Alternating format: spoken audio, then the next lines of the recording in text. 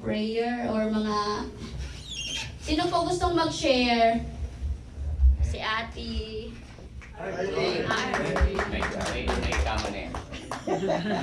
Continuous prayer. Ay, Isang mapagpalang araw po sa ating lahat. Gusto ko lang pong magpakatotoo. The goodness of God. Sa mga kapatiran na hindi niyo ako na-meet since na tumayo ang Jesus the Great I Am.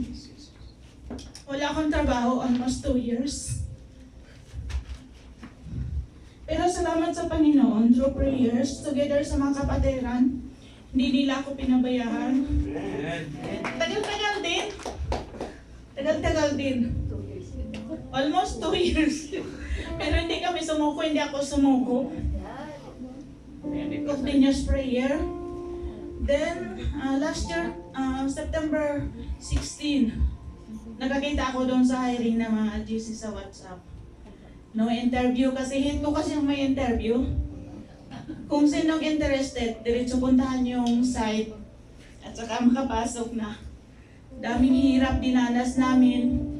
Yung sundan mo yung Google Map na naglalakad ka lang. Hindi ka naglalakad, hindi ka sumasakay kasi wala kami sasakyan. At saka wala kaming sapat na pamasahe para mag-taxi. Pero nung araw na yung failure ako, kinabukasan nakita ko ulit, napuntahan mo. Napuntahan pero mali yung location na sinend mo. Pero para talaga sa akin yung trabaho na yun, kasi kinabukasan, nag-start ako. 15 ako na September 15. Nakapasok ako September 16. To God be the glory po, sabi ni Pastor Bernard, Pastor Irene. Kasi wala akong day off sa Friday. Sabi niya, ipag-pray natin yan na madirect ka sa owner ng flower shop. Kasi yung time na yun, under ako ng agency. So, February, ayan yung may minsan lang to, di ba? Minsan ko lang ma-share talaga yung kabutihan ng Panginoon sa buhay ko, answers of prayer. Through faith, faith lang talaga. And then, last April 1, nasa metro na ako. Biglang nag-chat yung agent ko sa agency. Last ko na daw, March 31 pasok. Hindi na ako papasokin. Doon talaga, nakaupo ako doon sa waiting area ng metro. Umiyak ako, Lord. Para sa akin to, di ba? Huwag mo nang bawiin.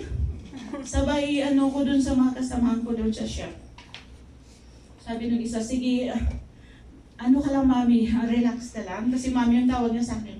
Nandito ako sa main shop ngayon, kausapin ko yung mudir na siya yung pinakatiwalaan ng may-ari. Kung ano yung problema ng mga staff, siya yung magdadirect doon. So, 3 p.m. siguro, April 1, tumawag yung ibali manager doon sa kabilang shop, sabi, gusto mo ba talagang magtrabaho? Sabi gano'n. Yes po, Mother, kailangan kong trabaho. Sabi ko, mahirap maghanap ng trabaho. Okay, ganito, bukas, continue ka. To God be the glory po. Hanggang ngayon, hindi na 10th of the month ako magsasahod, every 30 na po, end of the month po. Sahod ko naranasan ko po April 30. To God be the glory po. Kung yung puso mo is committed sa Panginoon, talagang may kapalit. And then, kagabi na-shock ako habang nag-break time kami. Sabi nung Flores ko, sabi niya, Mami, actually pwede kang, di mo napapasok bukas. I-exercise mo na lang na Friday ang day off mo.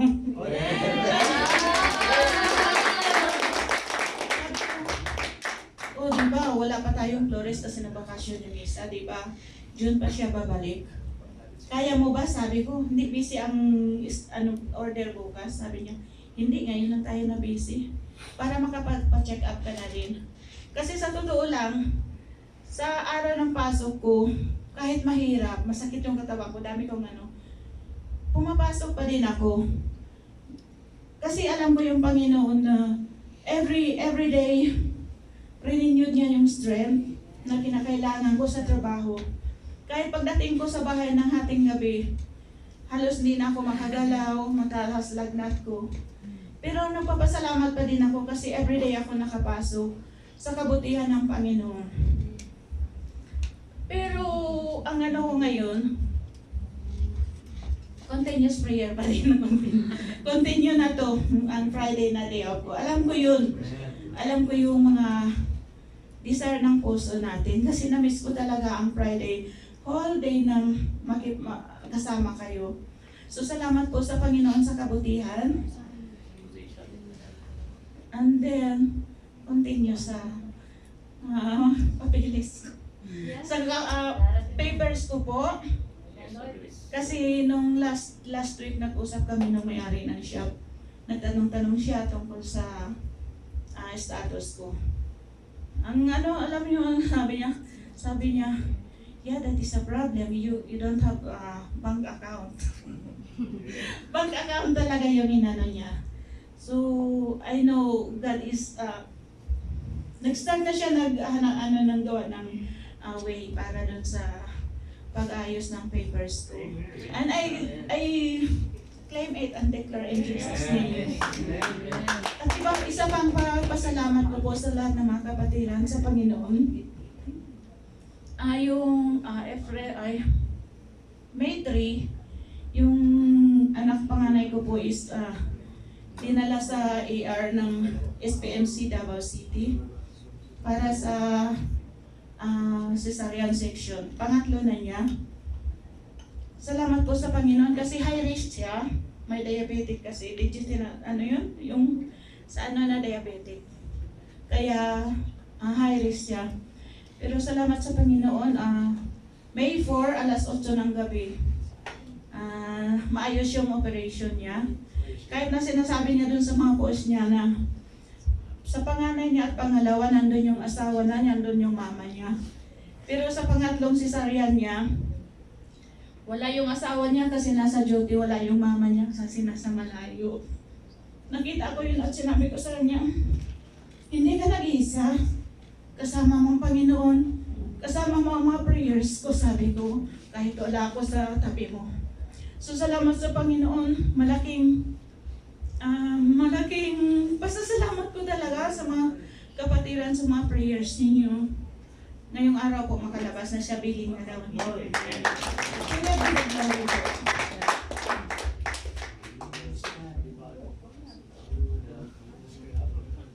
Sino pa pong may gusto?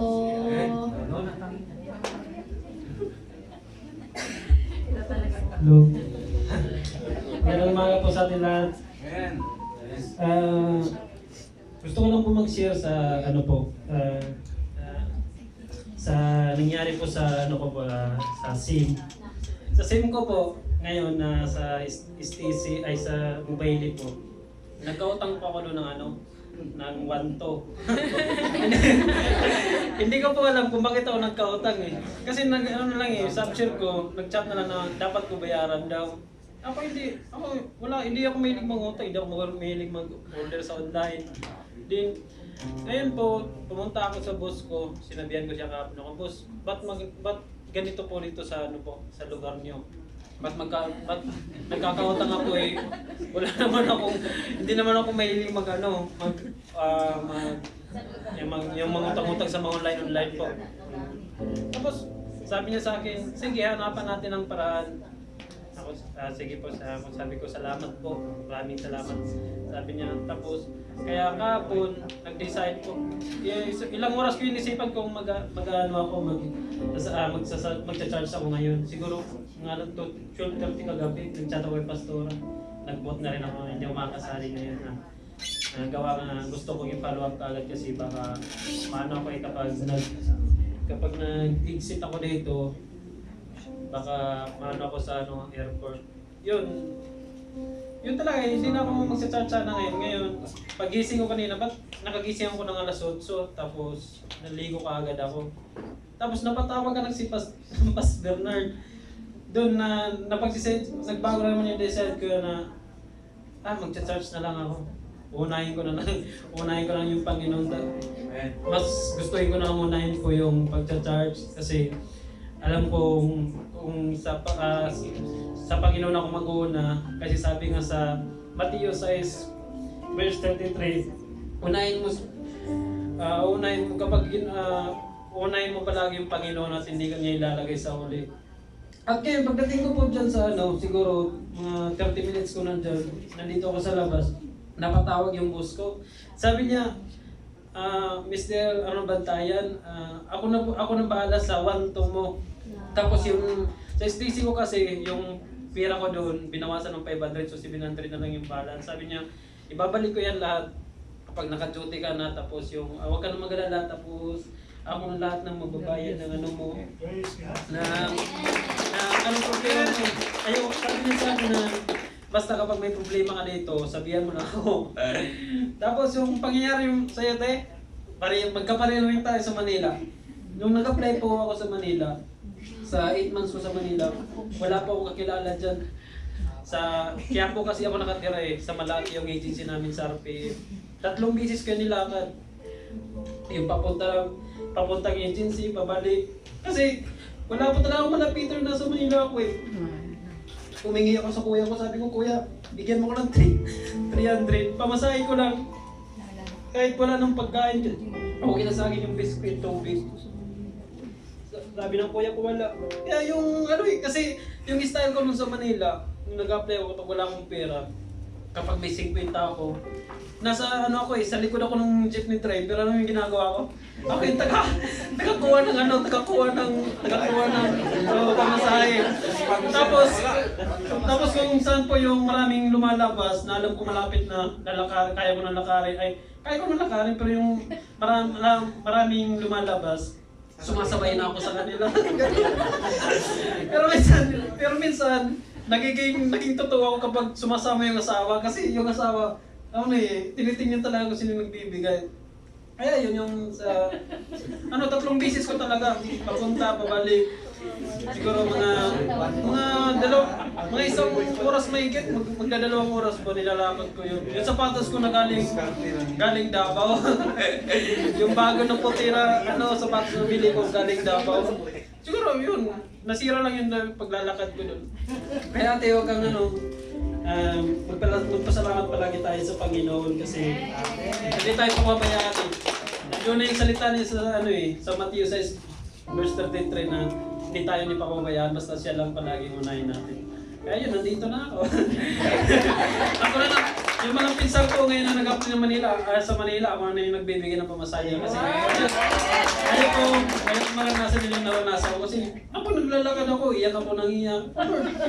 Tapos yung si mama, sabi niya, umuwi ka na kaya dito? Okay ka lang ba dyan? Sabi ko, ma, okay lang ako dito. Abang umiiyak ako, okay lang ako dito, ma. Kaya ko to, wag mo kayo mag-aalala. Ngayon, ako na ngayon yung ako na yung bunso nila na nagpo-provide, so kailangan nila makapin. Ako sa Panginoon.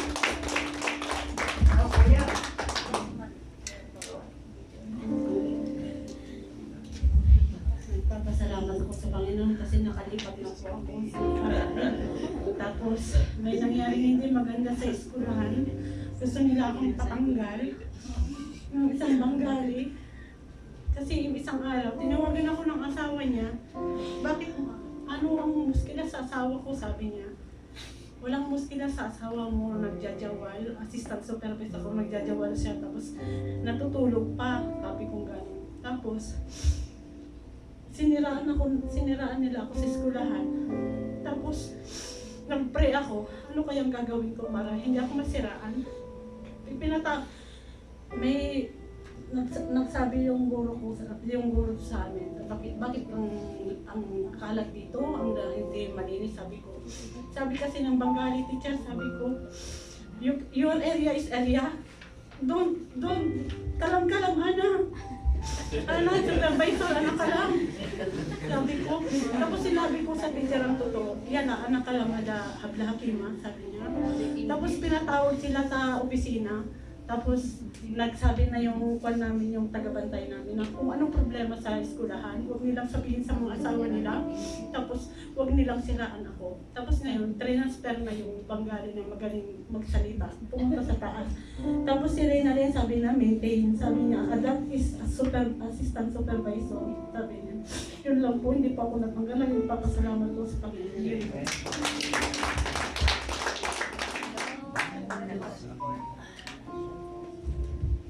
Okay na po? Wala na po ba?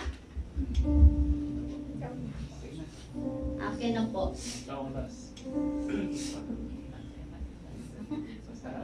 Tago. Wala na talaga? Wala na. Ako pa. Ay. Ano ba? Ano ba talaga? Hindi, mag-share na lang ako. Aga pa naman, Pas.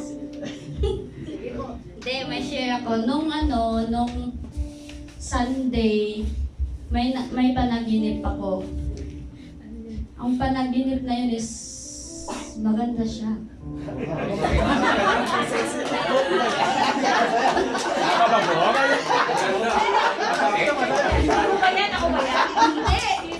Hindi maganda yung mukha. Uy! Maganda yung nangyayari sa buhay ng isang kapwa. Panaginip na yun is, nakita ko sa panaginip ko is, lumuhod daw ako. Nagpipray. May pinipray daw akong isang tao. Kasi yung taong yun sa totoong buhay, umiinom, kung saan yung disco, saan yung gala, andun din siya. Parang kilala ko yan ah. Hindi, Pas. Tapos, nung sa panaginip ko, nakaluhod ako. Tapos nakita ko yung picture niya. Picture niya doon sa harap ko at saka ako nakaluhod. Eh yung taong yun is asawa ng kapatid ko. Pinagpray ko daw siya na magbago siya, lumapit siya sa Panginoon para yung mga ginagawa niya kasi kasalanan yon. Tapos nung pag-gising ko, pag-scroll ko ng Facebook, nakita ko yung post niya na nakatayo siya sa harap ng maraming tao. Tapos parang may suot siya na parang pastora din siya ba. Pero wala lang sa akin yun. Pero yung caption niya is, "Thank you Lord." Tapos nag-comment ako doon na hallelujah. Tapos nag-reply siya, ang reply niya, "Ate, isa na ako naglilingkod sa isang Panginoon." Sabi niya. Tapos sabi ko, ito yung panaginip ko kaya. Na pinag-pray ko siya na magbago siya. Ngayon, everyday na po, naglilingkod na siya sa Panginoon. Siya pa mismo nagsabi sa akin na, "Ate, sabay po tayong maglingkod sa Panginoon ha?" Sabi niya, "Ang sarap po talaga pala maglingkod ng ating Panginoon." Sabi niya, yung mga tinuturuan pa niya. First day pa daw niya, mga bata pa daw. Until now, mga matanda na bata, matanda, kahit sino na daw. Ang sabi niya, "Ate, napakasarap talaga ngayon, hindi na ako gumagala, nagpo-focus na ako sa Bible." Sabi niya. Kaya yun lang po, i-share ko sa inyo. Meron pa? Wala na. Salamat pa. Salamat po. Yung para po sa kaalaman ng lahat, yung dahil po, ano bang holiday na? Nitong katapusan? Hajj. Okay, bumagsak po yung ating anniversary sa May 29, no? Eh kaso po, holiday pala, Hajj. At yung pong mga istiraha ay halos fully booked na at mahal kapag ganong araw. So, ililipat po natin siya ng June 5. First week po ng June. Yung ating anniversary. Siyempre, special si Ate Hani. Naalala ko bakit special si Ate Hani. Noong unang lipat namin dun sa bahay namin sa may birthday din ngayon.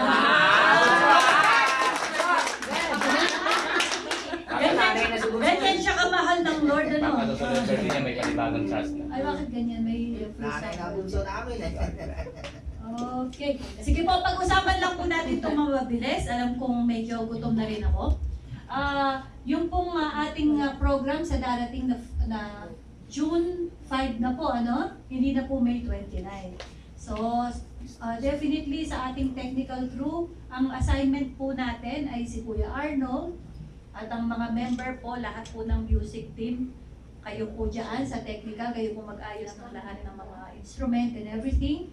Tapos, sa stage crew po, Brother Jormy, kailangan po namin ng magaling na electrician, mag-improvise ng mga, bahala na po kayo sa mga bagay-bagay. At si Kuya Anthony, no, wala si Kuya Anthony, i-inform na lang natin siya. Para po kung sakaling may mga importanteng kailangan, meron po tayong runner na bibili kung sakali man. Kung may mga kailangan o naiwan, si Kuya Anthony. Tsaka chokalan po sila ni Kuya Jormy, pareho po silang magaling mag-English. Nagkakaintindihan sila. Okay? At yung pong ating Friday service, sa araw po ng Friday, meron po tayong ushers. No? Yung usher po, yung mga tagatanggap ba ng mga bisita. No? Siyempre, dapat yung magiliw. At sino po pinakamagiliw sa atin dito? Makeup flow. At pinakamaingay? MJ. Okay, si Sister Dorothy. Amen? Si Sister Dorothy po ang head. Ang member niya, syempre, ang pangalawang magiliw. Si Ate Nika Flor. Kilala niyo po ba si Ate Nika Flor? Amen! Smiling face. Yung nakukuha po ng attendance ninyo. Ito po siya. Kayo si Ate Nika Flor. Si Ate MJ at syempre lahat ng kababaihan tumulong po tayo, ha? Pag po may pumasok, magandang umaga po, dito po kayo, register po kayo dito. Pakibigay na lang po, yung isa magsusulat ng pangalan, okay. Meron pong dyan, mag-orientation po. Tapos yung breakfast po natin, wala si Ate Carol ngayon. Siya pong in charge doon sa breakfast natin.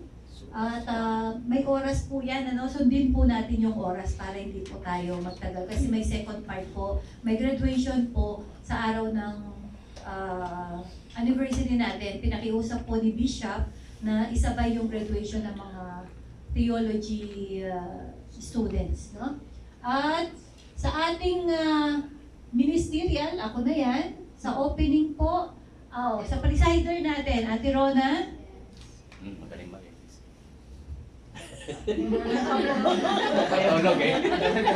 Hinahanap niyo yung pangalan niya, Pas. Ito po. Ayan. O yun, hinighlight na niya. Ating worship leader, si Kuya Dave at saka si Ate Jemima. Kayo ba? Kayo dalawa. Okay. At, okay, sa ating backups, alam nyo na kung sino mga backups dyan, ha? Ako po hindi ako pwede doon kasi baka masira yung... Ikaw Okay, so sundin lang po natin yung program and so on. Paki-screen up. Opening prayer. Magpo-pause naman po tayo. Bali sa open, sige, ano natin po. Diba ba? Taas pa lang na. Sorry na. Okay. Sa ating opening prayer, si Sister Dorothy ulit. Sa Word of God, si Pastor Bernard.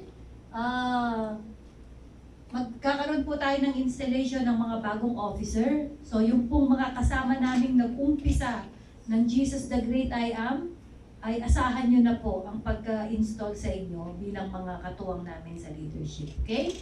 At pagkatapos, sa tithes and offering po, si Elder Manny.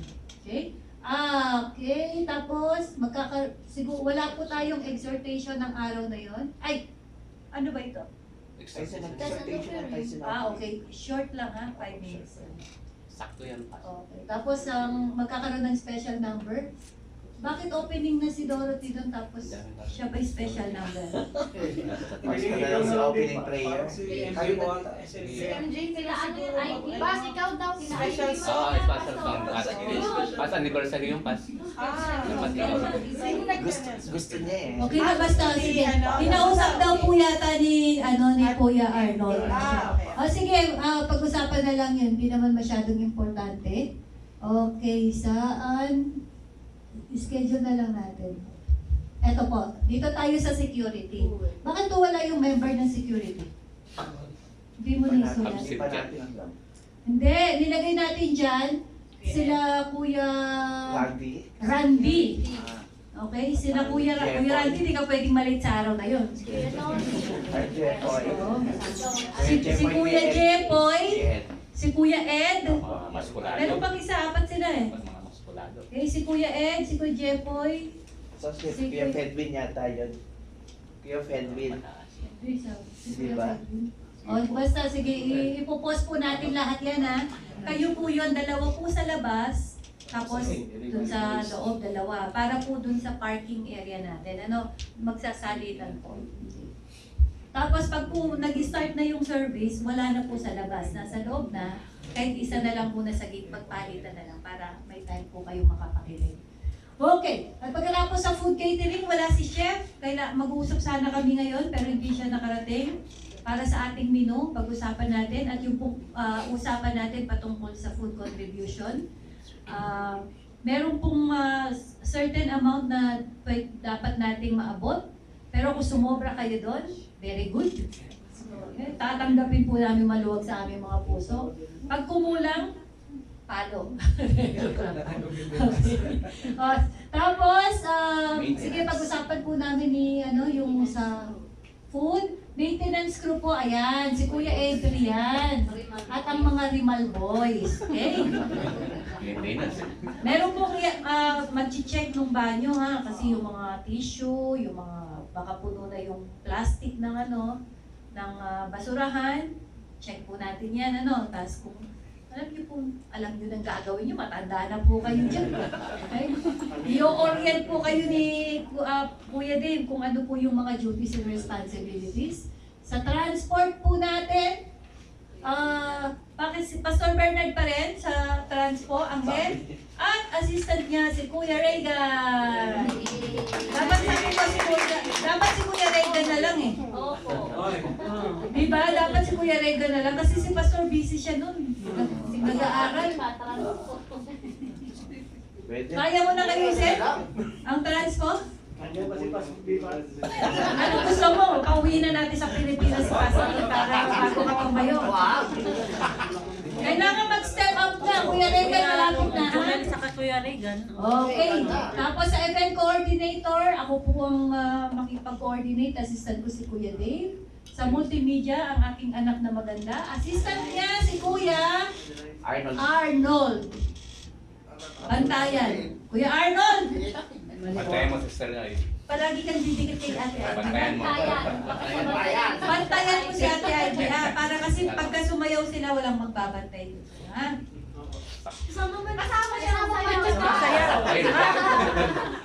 Sige, kami na lang ni Pastor Ben. Kuya, palagi mong kasama si Ivy para mag-train ka pala doon, ha? Pantayan mo. Naintindihan? Huwag kang iiyak. Tuturuan ka naman. Okay. Sige po, pagkatapos sa part 2 po natin, meron tayong mga games, may dance, merong kakanta. O, tingnan natin kung may magdadrama na naman. Okay? At sa pre, yung po ang ating graduation. Okay? Malinaw po. Yung mga kababaihan, Sister Ruth, ha? Sister Ruth. Yes.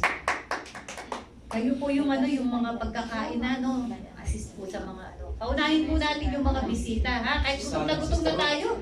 Ha? Sir, kasama po sa service yun. Kahit nagutom na tayo, paunahin po natin yung mga bisita. Amen? Sige, so much more. Wala na po akong sasabihin. Tawag na natin si Pastor Bernard. Baka may gusto pa siyang sabihin at para sa closing prayer po.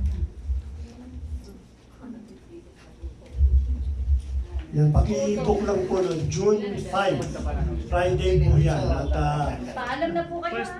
welcome po yung inyong kaibigan, kaklase, makasama po niyo, invite po niyo lahat.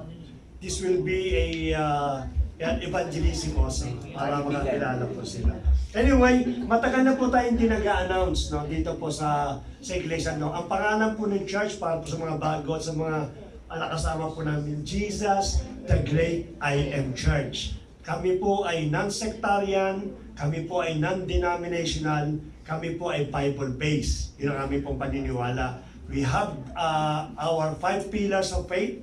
na madalas po pinapractice po ng mga churches o ng mga iglesia. Number 1 po, it is sola gratia, grace alone, which is makikita tayo sa Ephesians chapter 2, verse 8 and 9. Sola fide means faith alone. Makikita po sa Acts 16, verse 31. Tapos solis Christos, Christ alone, which is makikita po natin yan sa Acts chapter 4, verse 12.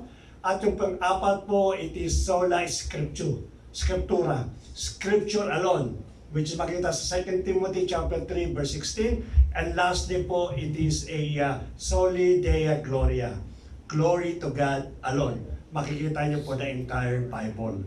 At sa mga nagtatanong po, kung meron po kayong question pa, we believe also in one God, but three distinct personality: Father, Son, and the Holy Spirit. They are co-equal.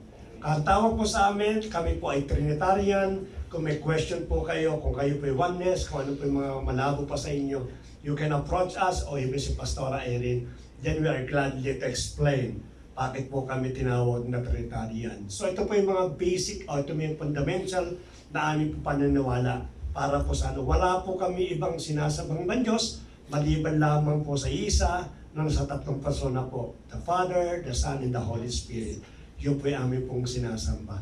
So maliwanag po yan, and if you want to grow more and mature more, especially sa mga bago po sa atin, ito po yung aming pong announcement. Una-una po yung praise and worship. You are cordially invited sa mga mayroon pong magandang boses.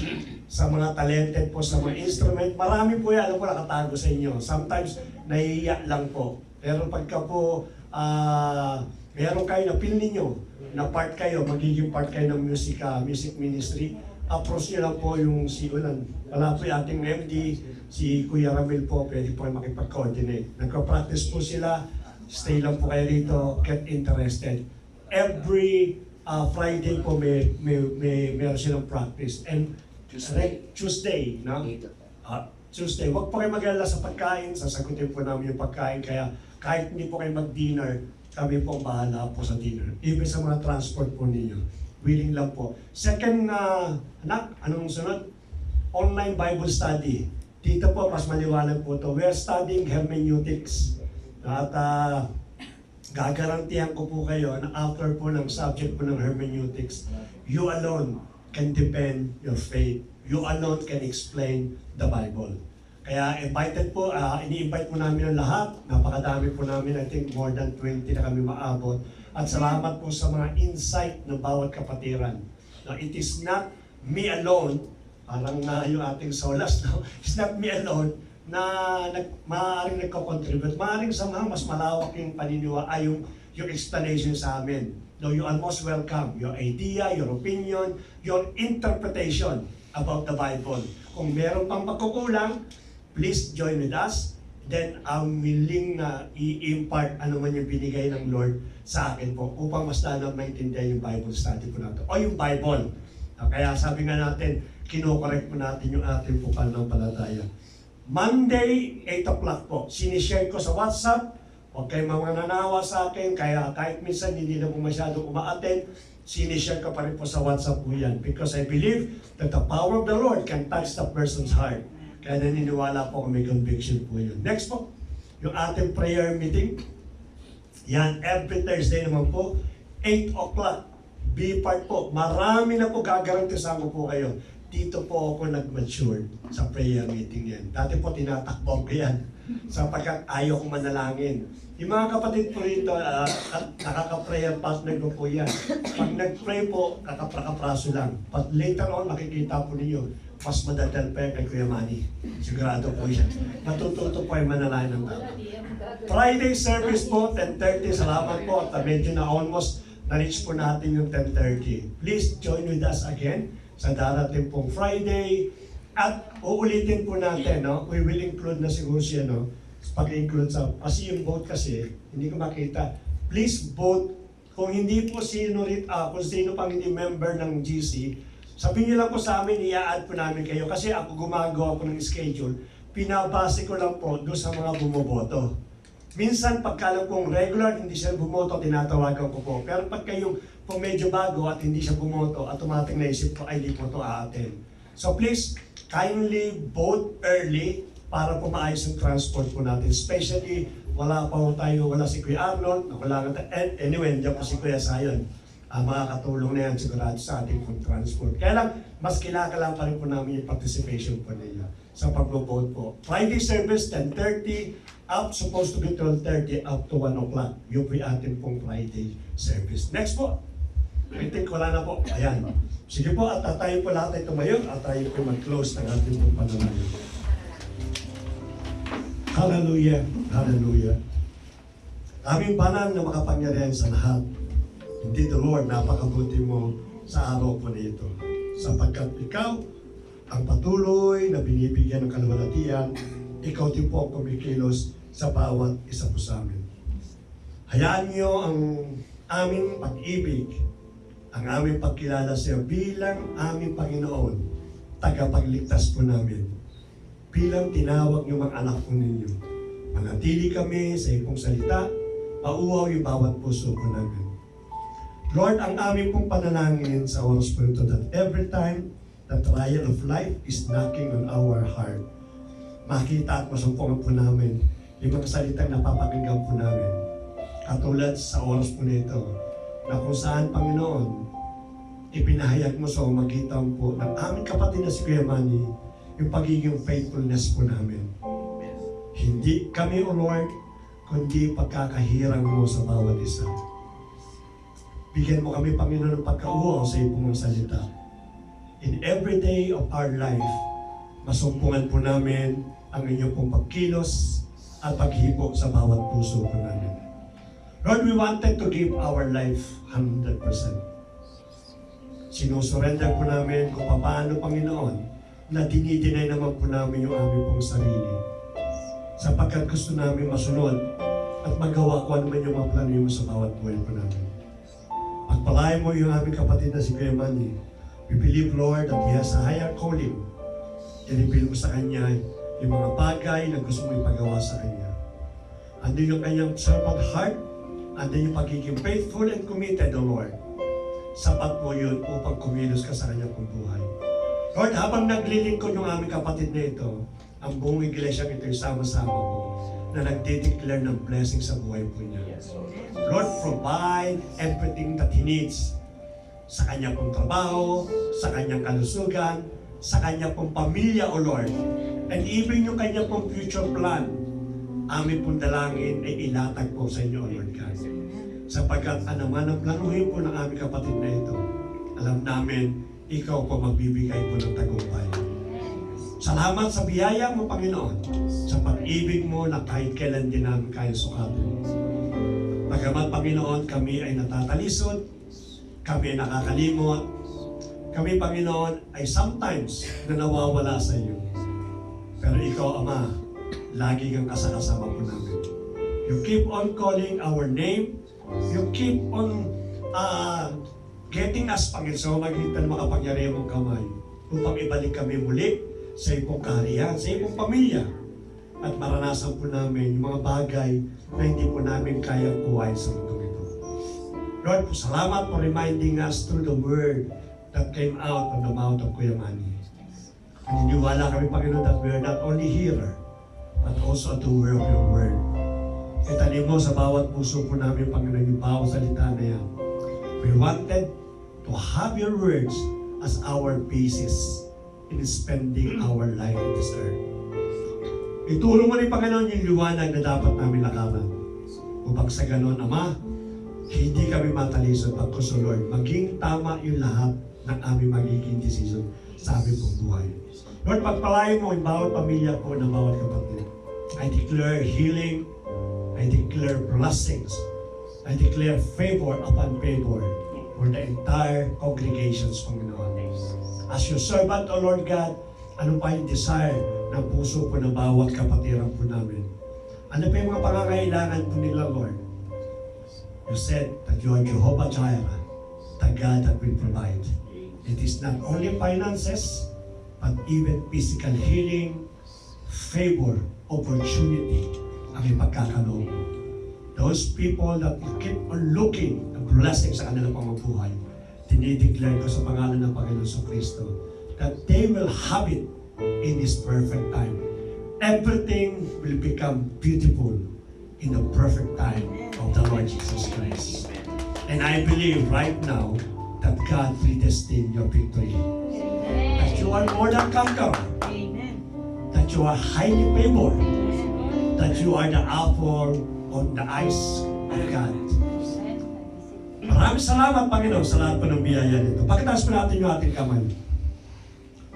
Hallelujah. The Lord bless you. The Lord keeps you. The Lord make His face shine upon you. The Lord lift up His countenance you and give you peace. The peace that the world cannot give. Even we walk through the valley of the shadow of death, we will fear no evil. For Thou art with us. And you give us, Panginoon, the assurance that you will hold us, Panginoon, even in the times of our trouble. The Lord continually give you the assurance of your salvations. The Lord continually bless your family, extended family, that He will open the heaven in order to shower you a lot of blessings. The Lord destined your victory. Just walk into the Word of God and you will experience victory upon victory. The Lord also predestined your family, your loved ones, your parents, that you will have a good life, not only today, but throughout your life. The Lord will open an opportunity for all of you. Those who are looking for a salary increment, those who are looking for visions for the promotions, I speak right now in the mighty name of the Lord Jesus Christ. You will be the head and not a tail. Your family, your children, your parents will be blessed among the people in their lives. Thank you so much. Receive the love of the Father, the grace and the communion, the grace and the mercy of the Lord Jesus Christ, and the communion and the power of the Holy Spirit be with you right now and forever. In Jesus' name. Amen. Let us also bless people. I want to also bless people that we are about to take. Gamitin mo, Panginoon, bilang kasangkapan sa aming pong kalakasan. And we experience, O Lord, yung lahat ng nutrients, Panginoon, and even paano kayo naganda po. Bless her, Panginoon, multiple blessings ng aming po dinideclare. As we dine in, Panginoon, yung sweet fellowship mo ang maranasan po ng bawat isa. Salamat po. Ito po dalangin namin in Jesus' mighty name. Amen. Let us have a victory song.